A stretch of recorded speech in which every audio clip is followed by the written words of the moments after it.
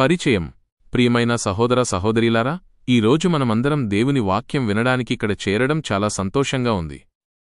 మనం చదువుకున్న లూకా సువార్త 10వ అధ్యాయం 38 నుండి 42 వచనాలు చాలా చిన్నవిగా అనిపించవచ్చు, కాని అందులో మన జీవితానికి ఎంతో ముఖ్యమైన పాఠం ఉంది. ఇది మార్తా మరియు మరియా అనే ఇద్దరు అక్కాచెల్లెళ్ల గురించి యేసు చెప్పిన కథ. ఈ కథ మన హృదయాలను ఎలా బలపర్చుకోవాలో, మన జీవితంలో వేటికి ప్రాధాన్యత ఇవ్వాలో నేర్పిస్తుంది.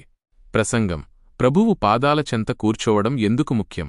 ఈ కథలో 3 ముఖ్య పాత్రలు ఉన్నాయి: యేసు, మార్తా మరియు మరియా. 1. మార్తా. శ్రమతో నిండిన హృదయం. వచనం 38 నుండి 40. వారు ప్రయాణమై వెళ్ళుచుండగా ఆయన యొక్క గ్రామములో ప్రవేశించెను. మార్తా అను ఒక స్త్రీ తన ఇంట ఆయనను చేర్చుకొనెను. ఆమెకు మరియా అను ఒక సహోదరియుండెను. ఆమె యేసు పాదముల యొద్ద కూర్చుండి ఆయన మాట వినుచుండెను. మార్త బహుపనులతో కలవరపడుచుండెను. మార్తకు యేసు అంటే చాలా ప్రేమ. అందుకే ఆయన తన ఇంటికి వచ్చినప్పుడు ఎంతో సంతోషంగా స్వాగతించింది. ఆయనకు అన్ని ఏర్పాట్లు చెయ్యాలని, మంచిగా వడ్డించాలని మార్త ఆతృతపడింది. అందుకే అనేక పనులతో తనను తాను బిజీ చేసుకుంది. మార్త పడుతున్న శ్రమలో తప్పులేదు. అతిథులను గౌరవించడం చాలా మంచి విషయం. అయితే ఇక్కడ ఒక సమస్య ఉంది. ఆ పనుల వల్ల ఆమె హృదయం కలవరపడింది. ఆ ఒత్తిడి వల్ల ఆమె ఆనందాన్ని కోల్పోయింది. మనం కూడా మార్తలాగే చాలాసార్లు మన జీవితంలో చాలా పనులతో, బాధ్యతలతో కలవరపడుతుంటాం. కుటుంబం కోసం, ఉద్యోగం కోసం, సంఘం కోసం కష్టపడుతుంటాం. కాని ఆ కష్టంలో మనం దేవునితో గడపాల్సిన సమయాన్ని పక్కన పెట్టేస్తుంటాం. 2. మరియా. సరైన ప్రాధాన్యతను ఎంచుకున్న హృదయం. వచనం 39. ఆమెకు మరియా అను ఒక సహోదరియుండెను. ఆమె యేసు పాదముల యొద్ద కూర్చుండి ఆయన మాట వినుచుండెను. మరియ పరిస్థితి దీనికి భిన్నంగా ఉంది. ఆమె కూడా ఇంటిలోనే ఉంది, కాని ఆమె మార్తలాగా పనులు చేయలేదు. బదులుగా ఆమె యేసు పాదాల దగ్గర కూర్చుని ఆయన మాటలు శ్రద్ధగా వింటోంది. ఆమెకు యేసు రాక ఎంత ముఖ్యమో తెలుసు. ప్రపంచంలోని పనులకన్నా యేసుతో గడిపే సమయం విలువైనదని ఆమె గ్రహించింది. యేసు మాటలు వినడం ద్వారా ఆమె ఆత్మను బలపర్చుకుంటోంది.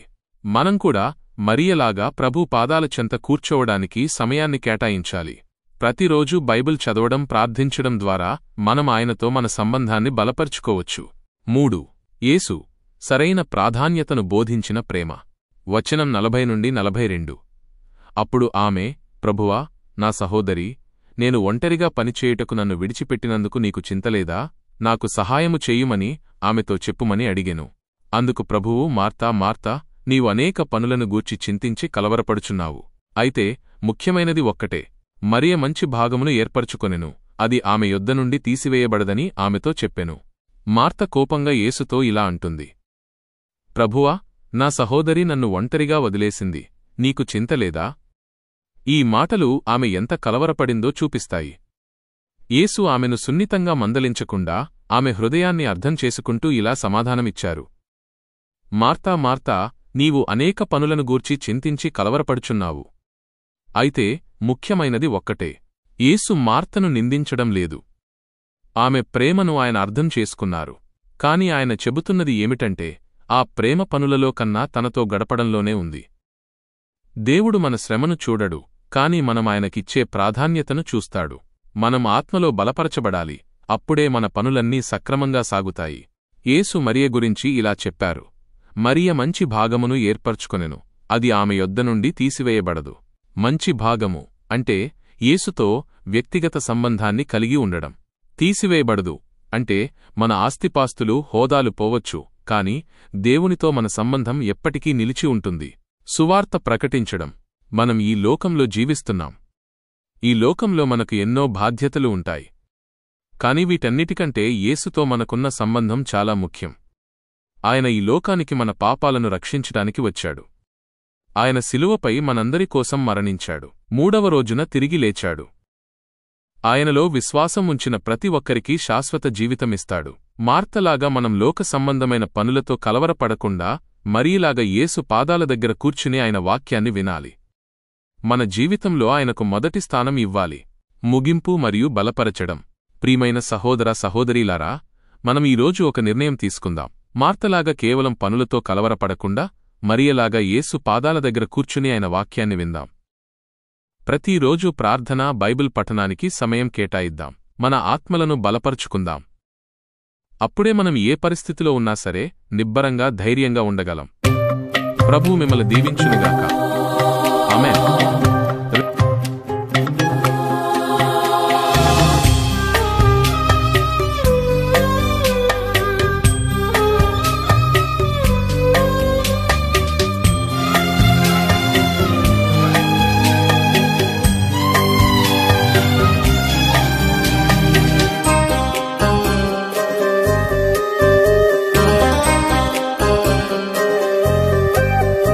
ఎడబాయని నీ కృపా నన్ను విడువదు ఎన్నటికీ. ఎడబాయని నీ కృపా నన్ను విడువదు ఎన్నటికీ. యేసయ్యా నీ ప్రేమానురాగం నన్ను కాయును అనుక్షణం.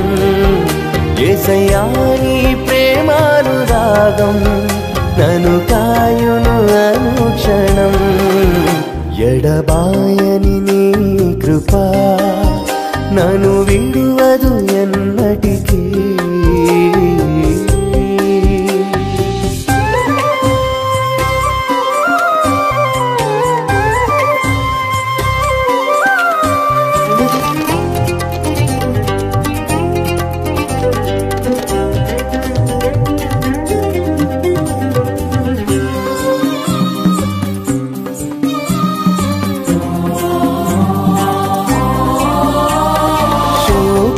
లోయలలో కష్టాల కడగండ్లలో కడలేని కడలిలో నిరాశ నిస్పృహలో శోకపు లోయలలో కష్టాల కడగండ్లలో కడలేని కడలిలో నిరాశ నిస్పృహలో అర్థమే కాని జీవితం ఇక వ్యర్థమని నేననుకొనగా.